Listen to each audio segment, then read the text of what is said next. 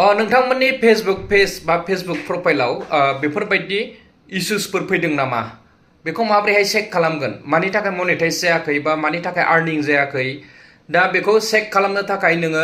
नोंनि बे प्रफाइलनिफ्राय ओरैहाय थ्री लाइनाव क्लिक खालामनांगोन हो थ्री लाइनाव क्लिक खालामदो बेनिफ्राय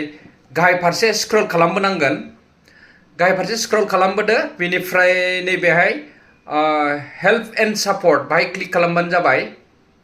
दा आंनियाव मोनसे इश्यू फैदों आं बेखौ दिन्थिनो सानदों बेनिफ्राय सापर्ट इनबक्सआव क्लिक खालामनानै हो सापर्ट इनबक्सआव हा बेनिफ्राय रिपर्ट एबाउट आदार्स बाहाय क्लिक खालामदो अब्लानो नुबाय नै आंनिया बाहाय मोनसे माने प्रब्लेम दं 21 तारिखआवनो फैनाय बियो बिनि थाखायनो आंना चेनेला एसे डिस्टार्ब जानानै दंमोन माने सिगां आपडेट फैयाखैमोन नटिफिकेसन फैयाखैमोन दा दिनैसो नटिफिकेसन हाबदों दा आङो बेखौ माबोरैहाय रिमुभ खालामनांगौ नेक्स्ट भिडिअ दिन्थिगोन नोंथांमोननो लं भिडिअ लाबोगोन दा नोंथांमोनहा नेनानै थाबानो जाबाय दा नोंथांमोनहाबो बेबायदि चेक खालामनो हायो नोंनि फेसबुक पेज एबा प्रफाइल पेजफोरावहाय प्रब्लेम जानायखौ दा दिनै बेखिनियानो नोंथांमोन थेंक इउ